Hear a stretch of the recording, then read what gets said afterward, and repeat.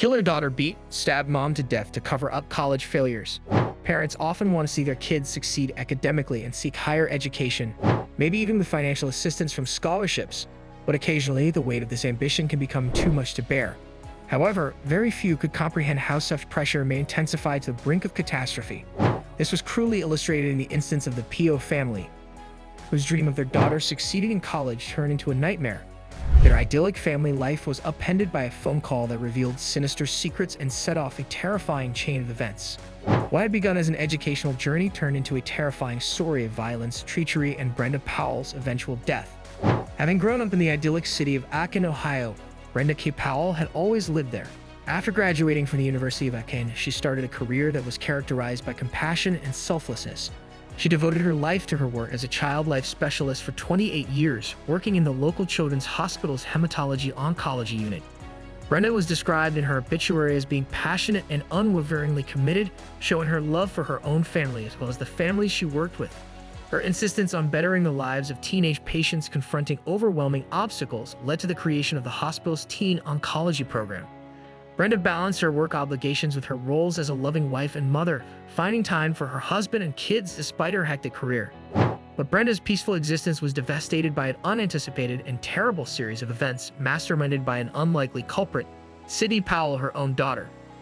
Sidney, Brenda's adolescent daughter, was described as an outstanding student at St. Vincent Street Mary High School in Aiken. Playing soccer and lacrosse for a short while, she kept up good grades and a high GPA, which made her parents, Brenda and Steve, proud. When it came time for college, the Powells decided to attend Mount Union University together because of its small campus size and close accessibility to home. Sidney's acceptance of a renowned presidential scholarship added to Mount Union's attraction as it was within an hour's drive from her parents' Alliance, Ohio home and relieved some financial strain on the family. Sidney started college in the fall of 2018 and visited her mother Brenda throughout breaks, with whom she remained close. Everyone who saw them knew how close they were to one another, with Brenda frequently being called Sidney's best friend. By tracking one another's locations using the Life 360 app, the Powells created an environment of openness and trust within their family. Even with Sidney's family's backing and her past academic successes, a rift developed within this close-knit group. Sidney's parents had no reason to be concerned about her academic performance because of her high school achievement and scholarship. Brenda and Steve did not overly watch Sidney, even though Mount Union offered an app for tracking her growth. They respected her privacy, but Sidney remained silent about her time in college, refusing to share specifics even after she went home for the summer in 2019. Sidney worked in the kids zone and took a summer job with the Aiken Rubber Ducks, a local baseball team, but she kept any unresolved issues from her family. Sidney appeared to melt into the family warmth of Christmas and New Year's in Aiken when she returned home for the winter break, as though the problems of the past had vanished. But as January 2020 rolled around and Sidney got ready to return to Mount Union, a big problem surfaced. Due to her 3 out of 4 course failures, Sidney was involuntarily withdrawn from her autumn semester coursework in December 2019. A formal warning of expulsion followed this academic failure, signaling an imminent and obvious danger to Sidney's collegiate standing. A witness, Miss G, was shown a document during a court case so she could look it over. Sidney's academic position was proven to be serious by this document, which was indicated as a letter of suspension. The letter, which was particularly addressed to Sidney, explained the conditions of her suspension and gave her advice on how to file an appeal or take further action. Ms. G attested to the fact that these letters of suspension were delivered by certified mail, guaranteeing that the student was properly notified and that a signature was obtained upon delivery. Furthermore, suspension had repercussions that went beyond academic probation. After being suspended, a student lost their eligibility to live on campus and use university resources. This privilege loss was a component of the disciplinary actions taken by Mount Union, which limited campus living and facilities to enrolled, full-time students only. Sidney was going to be expelled from Mount Union University, but she came back to school in January and pretended everything was normal, even with her roommate and close friend, Lauren Curry, who had been her best friend in high school. But Sidney told Lauren in late February that she was going to take a little break to take care of some personal business. Actually, Sidney had been told in a secret meeting with college officials that her key card access had been canceled and she had to leave her dorm immediately.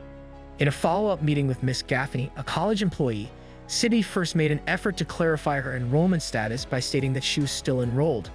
But when Sidney saw the letter of suspension she had signed, she grudgingly accepted her failure in school. Sidney flatly rejected when offered help in getting in touch with her parents about the matter. She would much rather keep up the appearance of success than face her failure. In an attempt to maintain this false impression, Sidney turned to using cash to book hotel rooms while lying to her parents and friends about her true situation. Brenda's transient suspicion, which she voiced in a text message casting doubt on Sidney's honesty, was not enough to keep the truth hidden, though, because of Sidney's deceit and evasion. Sidney disregarded her father Steve's problems using the college's web portal, even though he thought it was an error on the college's end.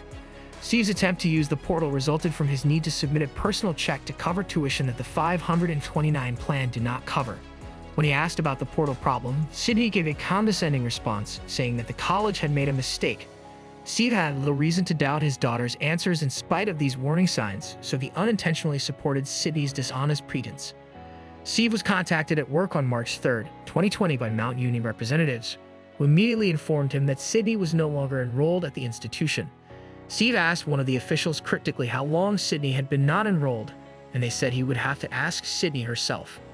Steve was shocked to learn this, so he checked the Life 360 app right away to make sure Sidney was, in fact, at home. Steve left work to go confront Sidney because he was worried about her dismissal. During the court case, he clarified that he had probably received a notice from the Life 360 app about Sidney's return home. Steve purposely left his phone at work so that the app wouldn't recognize his imminent return home and warned Sidney of his arrival. Steve discovered Sidney alone at home when he confronted her at about 11:30. Sidney made an effort to minimize the circumstances by asserting that she was still enrolled and going to classes with Lauren, her roommate and friend.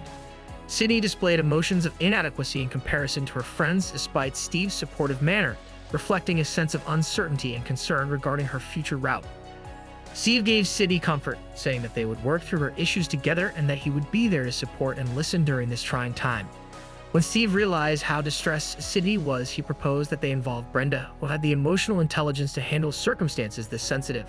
This was when things tragically turned out. Brenda had a track record of handling emotional stress, but Steve had made the fatal choice to depart before her. After an hour of texting back and forth, Steve asked Brenda about their conversation with Sidney in his last text message to her, which was sent at 12:41. Brenda was on her way to leave a message for the administrative office at Mount Union about Sidney's predicament, though, so she never got back to her. Brenda picked up the phone when Michelle Gaffney and John Fraser, two Mount Union administrators, tried to reach her. However, a loud set of unsettling noises cut short their chat. On the other end of the telephone, there were loud thuds, cries, and other sounds indicative of physical suffering. Frantic calls to Brenda were made in the midst of the mayhem, but the line ended abruptly after multiple thuds and nonstop screaming. Fraser was able to get back on the line, and someone replied pretending to be Brenda, but both administrators knew of Sidney's voice. Startled by this discovery, they called the local police right once to voice their concerns about what was going on at Sidney's place. Amid the confusion, the call ended and attempts to reconnect were met with missed calls. This is the sad and terrible tale of a family ripped apart by violence, terror, and finally, deceit.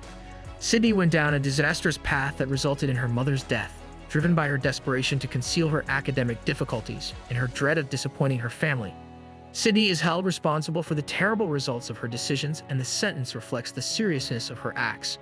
It also serves as a reminder of how crucial it is to deal with mental health concerns and get support when dealing with difficulties rather than turning to violence and deceit. The narrative is a sobering reminder of the brittleness of interpersonal bonds and the destructive force of unresolved emotional distress. It serves as a devastating reminder of the value of being open with one another, getting help when needed, and taking care of mental health concerns before they become irrevocable tragedies. Would you like it? Hit the like button and subscribe to our channels for more interesting and informative videos.